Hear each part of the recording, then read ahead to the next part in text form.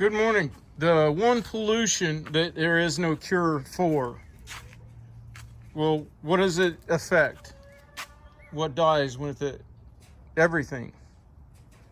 All other pollutions that are created by man, nature kind of adapts.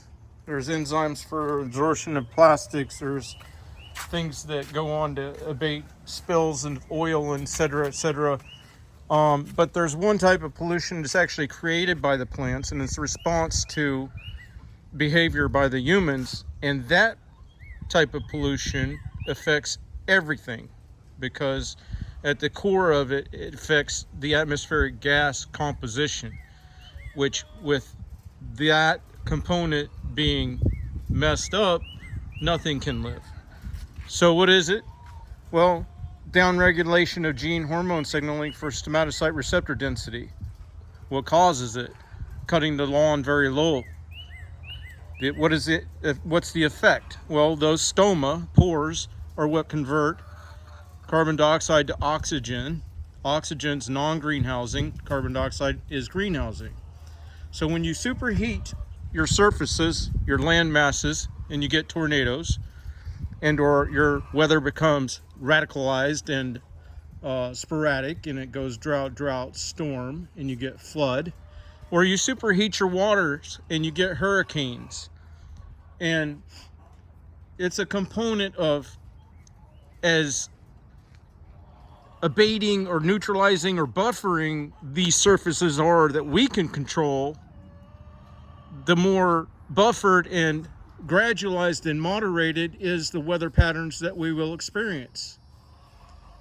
When you downregulate gene hormone signaling for the stomatocyte receptor densities on grasses being the most important plant because of their density for the conversion to a non-greenhousing gas, then what happens is it has far fewer pores to do that conversion. But what's worse is once the plant regrows, there's visual perspective that, oh, all is well, there's tall grass again. So all is well. But if you look at it under the microscope, the density of those the stomatocyte receptors is still quite low for quite some time. So it's a longer lasting problem than people would perceive because of the conversion of cellulose. Now, when you do get that conversion of cellulose from the sun, and you regain that partnership of yin and yang, or the partner on this ball of rock to the sun that has the masses and the ability to do rapid expression of growth to compensate for variations in solar intensity from either the solar fluctuations or the amount of intensity that makes it through our atmosphere, then there's a check and balance. So when you regain that, even though it doesn't have the stomatocyte receptor density to affect the overall atmospheric gas composition, it can at least help to regain your precipitation and moisture cycles. You can hopefully regain the fertility in the soil by giving safe harborage to the microbes that will increase the fertility of the soil. And then with that, hopefully you can regain the moisture storage of such, to purported by USA Today be to the tune of like 3,000 times as much moisture retention. So then that moderates your weather, because then it has to give every day for evaporation and hopefully precipitation. And therefore you do get that component out of a lawn that has been allowed to grow taller again. But you still won't get for quite some time the atmospheric gas composition benefit that you were hoping, that a person would hope that you can get. So you might therefore, well, you would regain that eventually, because now your soil is more fertile, the plant upon it is happier, the plant growth rate can stabilize and not be weather reactive, and you can get away from this top-down resource chain that's so very polluting because it liberates soils to wash off that are now even more nitrogen enhanced because there's no microbes to balance the nitrogen within it. Then you get the red tide, and then with that, the kill off of big, large food supply chains that would otherwise be available to people.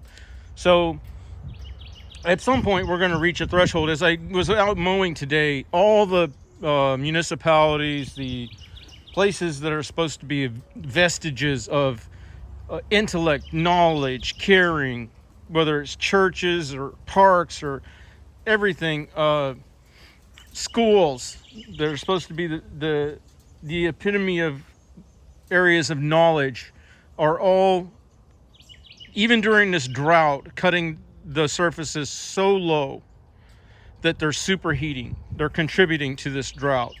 They're contributing to the improper allocation of moisture between the three realms of atmosphere, lakes and streams, and underground. Any moisture then falling on them surfaces, now being more the sunshine state, close to the equator and having poor soil composition, is wicked back into the atmospheric cycle. So then you got the high humidity conditions that cause wet bulb events and the casualties that come with that. And then also food supply chains, where now livestock will have to be in an area where climate control will be accessible for all on-hoof livestock. So these things that are created from pollution that is reactionary by the plant are the absolute worst pollution because there's no cure.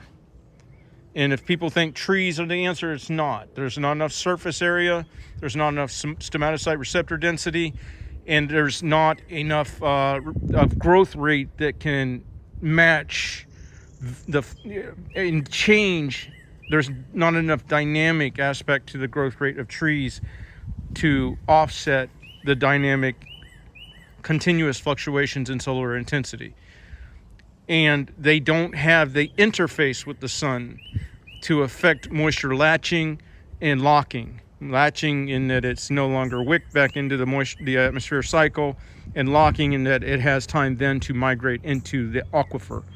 For all these reasons, and the reason that they interface with grasses above other materials is because of the Velcro effect. You have all of those that the sun has to get to a more critical angle before it can pierce that canopy to get to the soil to wick up more moisture. It doesn't work like that for trees. If absent grasses, if the shade from this tree was not here right now, and even that area is exposed for even a moment in time, it would kill off the soil microbes, you see. So this morning, there was no shade right here. And right now, there's no shade right there. Do you see how the shade pattern migrating leaves exposed the beneficial component that we're trying to achieve, okay? So that's why trees also, that's what I mean by the solar interface. Trees are not the answer. And trees are a way of somebody saying, well, there's nothing we can do about it, because then you're just advocating for a lower population. I've seen the opposite, where man is supposed to be here, where the activities that we do are beneficial to the environment, where even when there's more density of perk to non-perk areas, you can more than offset these bad effects with the lawns that you can create. The vast areas are the ones that are, especially with this low mowing, are the ones that are deplete of resource chains necessary. So I've had accounts where there was a small downtown property that had very small amount of grasses. Most of the area was either parking or driveway and roof. That one would outgrow the lakeside property that was the twin of, for the accounting purposes of that client. And therefore I would get calls all the time because the only one they saw was downtown. And they were like, oh my God, if that one's that bad, the rentals down at the lake must be terrible. And I had to explain to them, there's percentages of perk, non-perk, and there's differences even if we had exactly the same weather patterns. on how one property would grow and outgrow, or the other property might not grow. Okay. All right, I got to get to work.